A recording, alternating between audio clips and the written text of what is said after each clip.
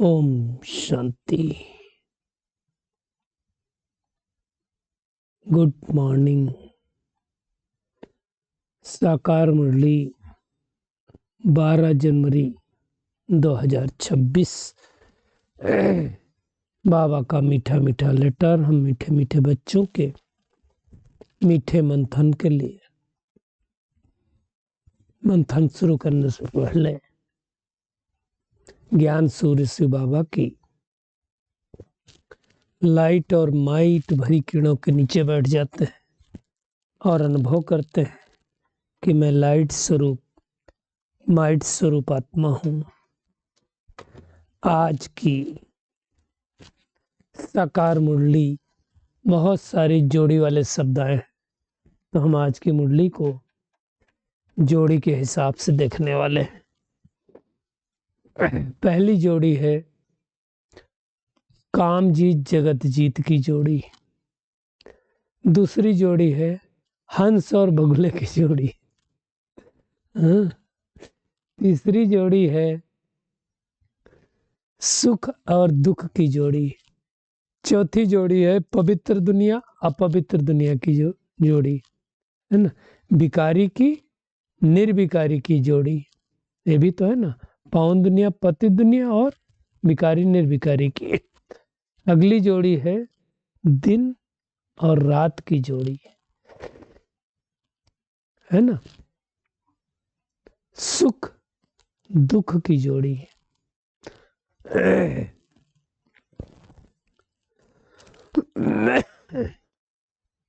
और दुनिया वाले शरीर को इंश्योर कराते हैं, हम किसको इंश्योर करते हैं? आत्मा को। अगली जो जोड़ी है ईश्वरीय गवर्नमेंट या पांडव गवर्नमेंट कहो, और दूसरी कौन सी गवर्नमेंट होती है? आसुरी गवर्नमेंट है। तो आसुरी गवर्नमेंट क्या करती है और ईश्वरीय गवर्नमेंट क्या करते हैं, है ना। नरकवासी स्वर्गवासी की जोड़ी।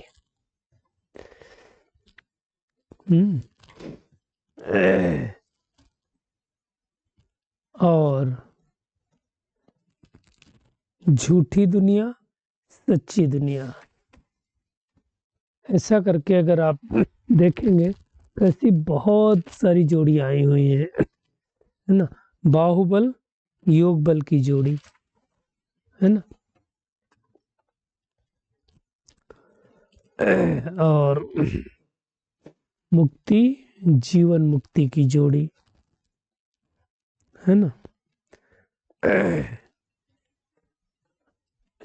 अचल अडोल और साक्षी रहने की जोड़ी। वर्थ पेनी से वर्थ पाउंड बनने की जोड़ी। और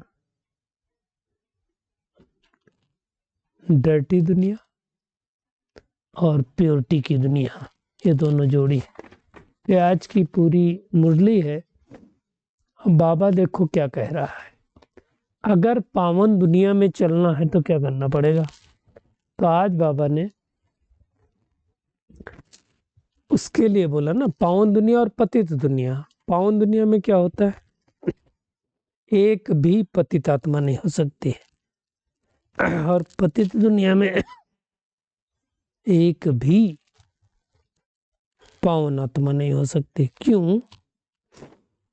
क्योंकि अपवित्र दुनिया में 5 विकार हैं, पवित्र दुनिया में कोई विकार नहीं है, इसलिए कहा जाता है ना। और इसी को विकारी और निर्विकारी दुनिया कहा जाता है। मतलब जहां विकार है उसको विकारी दुनिया कहेंगे, मतलब द्वापर युग और कलयुग। और निर्विकारी दुनिया मतलब सतयुग त्रेता युग, है ना। तो इसको अच्छी तरह से समझना है। इसलिए बाबा कहता है काम जीते जगत जीत बनना है। कामनाओं पर जिस आत्मा ने विजय नहीं प्राप्त की वो जगत जीत नहीं बन सकता है। इसलिए हमें इस महाशत्रु पर विजय प्राप्त करनी है ना। दूसरी जोड़ी है हंस और बगुले की जोड़ी। अब हंस क्या करता है हम सबको पता है। हंस तो मोती चुगता है ना। नीर और क्षीर को अलग करता है। पता नहीं, मैंने तो नहीं देखा हुआ है, आप सबने देखा है तो जरूर बताना। यानी दूध और पानी को अलग कर देता है, बहुत बड़ी बात है ना। तो अब हमें चेक करना है कि मैं अगर हंस हूं तो मेरी एक्टिविटी कैसी होगी, और बगुला होगा तो कैसी एक्टिविटी होगी। आप देखो, हंस और बगुला एक ही जगह पर रह करके एक मोती चुगता है और एक कीड़े मकोड़े चुगता है। एक ही जगह रह रहे हैं, एक ही इन्वायरमेंट में रह रहे हैं। तो ऐसे जो हंस बुद्धि आत्मा होगी वो ज्ञान के मोती चुगेगी, और जो बगुला बनने वाली आत्मा होगी वो क्या करेगी, फालतू फालतू चीजें चुगेगी, सोशल मीडिया पर चुगेगी, निगेटिव चीजें देखेगी, निगेटिव बातों का वो करेगी। जो उस दिन बाबा ने संडे की मुरली में कहा ना, पर चिंतन, पर दर्शन, पर मत। आप देखो, दूसरे की बातें करना जो आत्मा नहीं है अभी सामने, तो पर चिंतन हुआ ना। सोशल मीडिया पर सब कुछ देखना मतलब उन आत्माओं को देखना जिनको हम जानते तक नहीं, उन पर दर्शन हुआ, नहीं हुआ तो और क्या हुआ। तो ये बहुत बड़ी बात है, इसको समझना है। ये कब समझ पाएंगे?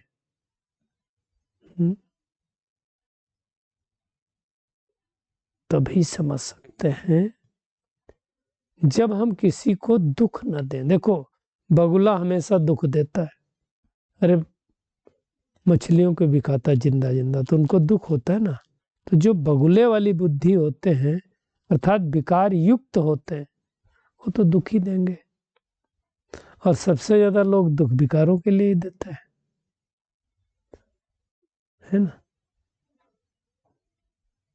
पारस बुद्धि और पत्थर बुद्धि, ये हमने पहले भी देखा हुआ है कि जिस आत्मा के ऊपर पतित पने की लेयर चढ़ी हो उसको पत्थर बुद्धि कहा जाता है, और जिस आत्मा ने ईश्वरीय रस को पा लिया उसको पारस बुद्धि कहा जाता है।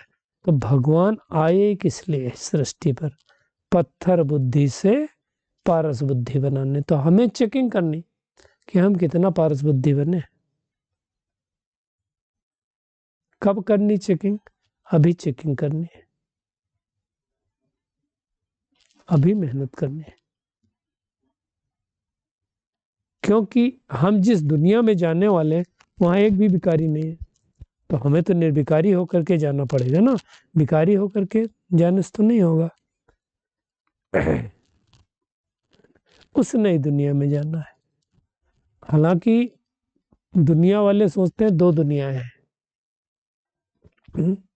नरक अलग है, स्वर्ग अलग है। तो कई लोग सोचते हैं स्वर्ग ऊपर है। इसमें भी दो तरह के लोग हैं। एक लोग तो सोचते हैं स्वर्ग जो है ऊपर है, भगवान वहां रहते हैं, देवताएं वहां रहते हैं, और नरक नीचे। कई लोग फिर क्या सोचते हैं, एक आकाश लोक है, एक पाताल लोक है, वो भी सोचते हैं। और कई लोग ये कहते हैं कुछ नहीं है, नरक भी यहाँ, स्वर्ग भी यहाँ है। अगर आपको सुख सुविधाएं है तो स्वर्ग में है, दुख है तो आप नरक में है। तो ये दुनिया का पैरामीटर। भगवान क्या कह रहा है? भगवान एक ही कह रहा है कि नहीं, अभी पतित भ्रष्टाचारी दुनिया है, अभी स्वर्ग नहीं है। इस सृष्टि को परिवर्तन करके मैं तो स्वर्ग बनाता हूं ना। मतलब पहले संस्कार परिवर्तन करता है तब तो होगा। तो बाबा हमें हमारा स्वधर्म याद दिलाता है। और जब हम आत्माएं सोचते हैं हम शांत स्वरूप आत्माएं हैं, शांति के सागर की संतान हैं, तो धीरे धीरे प्योर होते जाते हैं। देखो, पवित्र दुनिया में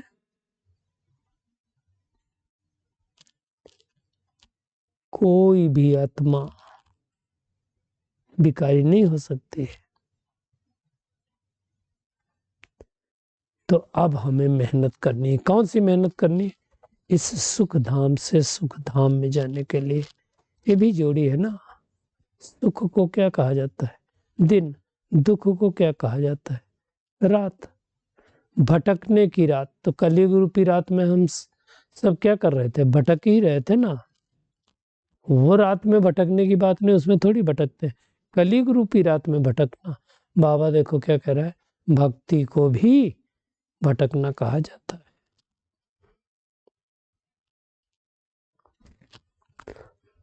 देखो बाबा कहता है जिनके अंदर 5 विकार हैं वो सब पाप है।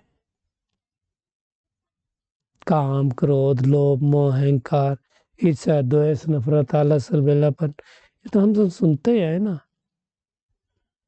बाबा कहता है तुम जगत जीत, माया जीत, जगत जीत बनने वाले हो ना, अर्थात नए विश्व के मालिक बनने वाले हो।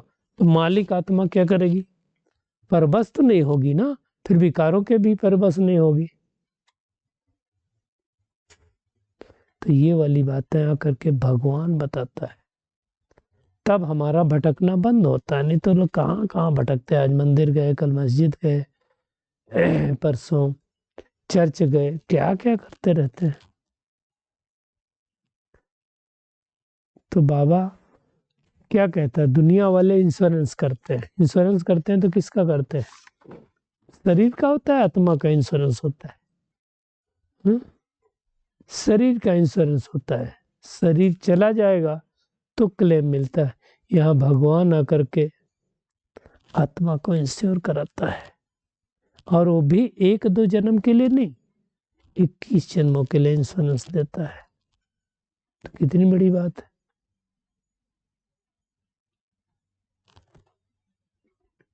तो यही समझना ना कि मैं आत्मा ऊपर से आई हूं, इस 5 तत्वों के शरीर में विराजमान होकर के पार्ट बजा रहे हैं। तो अच्छी तरह से समझना है।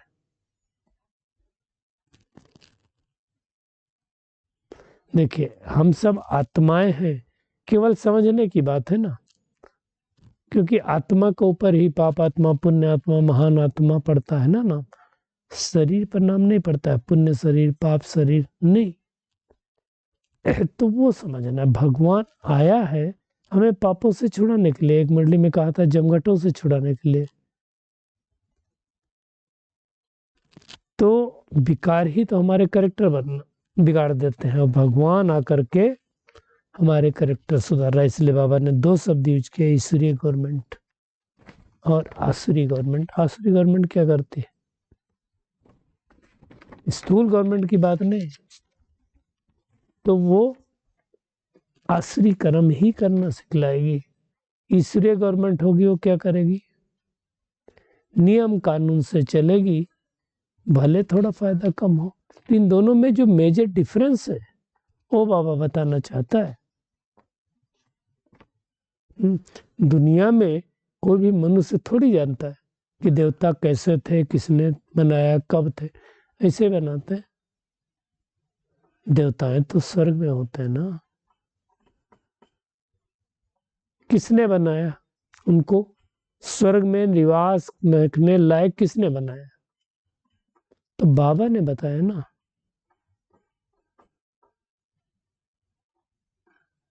तो अभी वो स्वर्गवासी बनने का पुरुषार्थ करना है। देखो स्वर्गवासी बने हैं तो कल नरकवासी बनेंगे, इसमें कोई डाउट नहीं। लेकिन कल्प कल्प मुझे स्वर्गवासी बनने का पुरुषार्थ करना है। यही बड़ी बात है, यही श्रेष्ठ संकल्प हमको चलाने, दूसरे कोई संकल्प नहीं। तो अच्छी तरह से समझ में आएगा। बाबा कहता 2 दुनिया तो है ही नहीं, एक ही दुनिया है, जो नई से पुरानी होती, फिर पुरानी से नई होती है। तो अब पुरानी दुनिया का जड़ीभूत तो हो ही चुकी है, तो बाबा नई दुनिया की स्थापना कर रहा है, फिर पुरानी दुनिया का विनाश करा देगा। तो अच्छी तरह से समझ करके हमें पुरुषार्थ करना है। भगवान कहते ना, ocean of knowledge, ocean of power, ocean of purity. तो ऐसा परमात्मा हमें भी कितना श्रेष्ठ बनाता है। दुनिया वाले नहीं समझते, लेकिन भगवान के बच्चे, दुनिया वाले तो फिर शिव काशी गंगा विश्वनाथ गंगा करते रहते हैं, बनते नहीं है। भगवान हमें बनना सिखला रहा है। तो हमें संपूर्ण बनना है, तो संपूर्ण बनने के लिए क्या करना पड़ेगा? मेहनत से मुक्त, मोहब्बत से युक्त।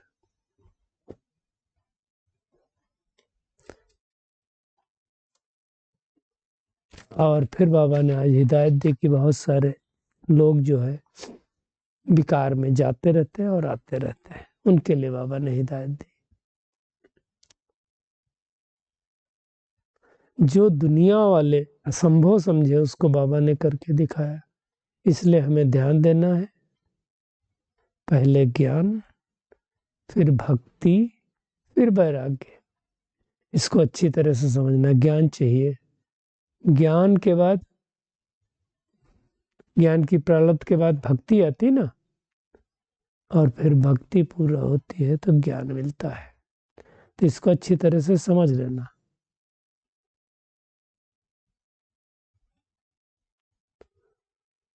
तो अच्छी तरह से हमें समझना है। अगली जोड़ी हम ले सकते हैं ब्रह्मा का दिन, ब्रह्मा की रात। तो ब्रह्मा का दिन कौन सा? सतयुग, त्रेता युग, जब भगवान आकर के उस दुनिया की स्थापना करता है। और ब्रह्मा की रात कौन सी? ब्रह्मा की रात कौन सी? जो कलयुग रूपी रात चल रही है ना, उस रात में भगवान आकर के दिन बनाता है। और वो दिन सतयुग त्रेता चलने वाला है। इसलिए ब्रह्मा का दिन और ब्रह्मा की रात का गायन है। शिव बाबा तो अनादि क्रिएटर है ना, उसको तो शरीर भी नहीं है, ना शरीर भान है। तो अनादि अक्षर शिव बाबा के लिए ही समझाया जाता है। फिर दुनिया वाले सोचते हैं नरक स्वर्ग सब कुछ यही है, जो जिसकी मर्जी है लिख देते। अभी भगवान हमें क्लियर समझा रहा है कि तुम गुप्त हो। तो बाबा ने देखो क्या कहा, ये सूत कितना मूंझा हुआ है, सिवाय बाप के कोई सुलझा नहीं सकता। आपने देखा होगा जो धागे होते एक बार मूंझ जाए ना तो जल्दी सुधरता नहीं है। आज बाबा ने महारथियों के भी कान खींचे हैं और कहा आज महारथी हंस कहलाते हैं और कल बगुला बन पड़ते हैं। देर नहीं लगती ना। क्रोध भी आया तो हम क्या बन गए उस समय? हंस हैं क्या? बाबा देखो क्या कहते हैं, भौं भौं भी करते रहते हैं, फिर बाहर निकलने से दिखाई पड़ता है उनका क्रोध क्या होता है, फिर बाहर झलकता है।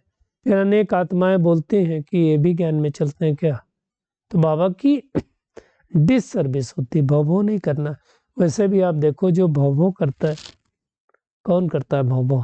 तो आप सब समझ गए होंगे, उसकी आयु कम होती है, 15 साल जीता है खाली।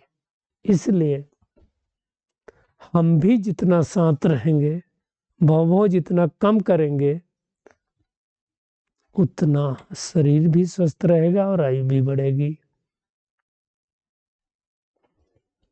बाबा ने कहा वैसे तो थोड़ा भी ज्ञान सुना है ना, तो विनाश नहीं होता इस ज्ञान का, कुछ ना कुछ तो वर्षा बाबा दे ही देगा। लेकिन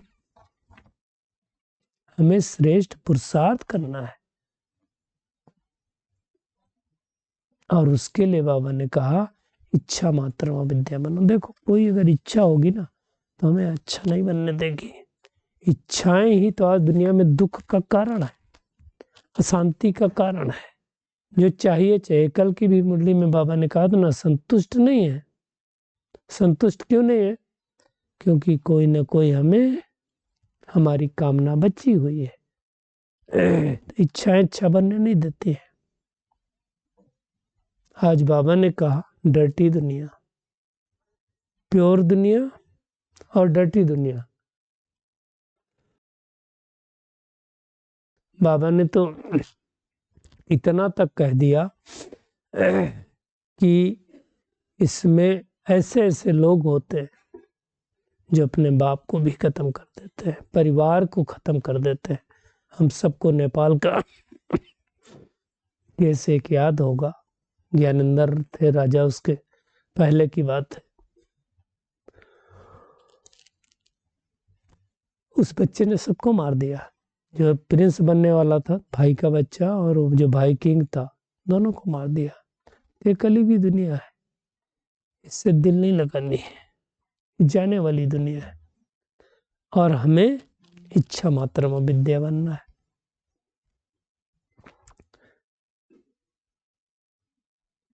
पूरा पूरा पवित्रता का सबूत देना है, मेहनत करनी है। आज के वरदान पे आते हैं। त्रिकालदर्शी स्थिति में स्थित रहे, सदा अचल और साक्षी रहने वाले नंबर 1 तकदीरवान भव।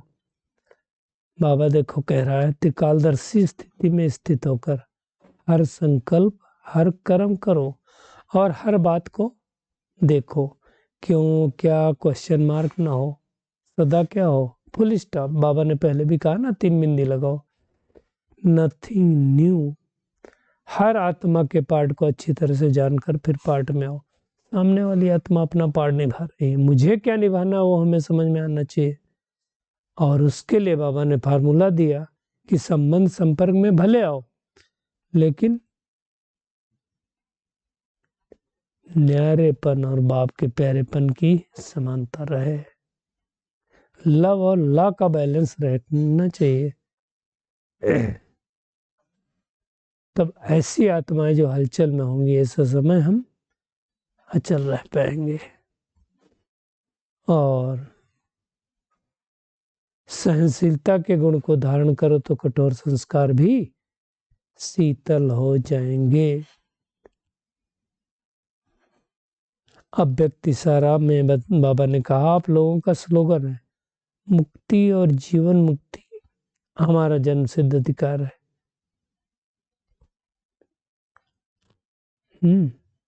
देखो, जब हम परम धाम में जाएंगे तो वहां तो हमें पता ही नहीं रहेगा कि हम मुक्ति में है कि जीवन मुक्ति है। इसका अनुभव हम अभी ही कर सकते हैं। तो आज की पूरी मुरली में टेक होम यही है कि हमें इच्छा मात्र में विद्या बनना है, माया के धोखों में नहीं आना है। हमें हंस बुद्धि बन करके मोतियों को चुगना है। इस डर्टी दुनिया से कोई दिल नहीं लगानी है। और त्रिकालदर्शी स्थिति में स्थित होकर के अचल अडोल और साक्षी रहने का पुरुषार्थ करना है। अच्छा, शुक्रिया मीठे प्यारे बाप दादा, शुक्रिया आप सभी का इस मीठे मंथन के लिए। अच्छा, ओम शांति।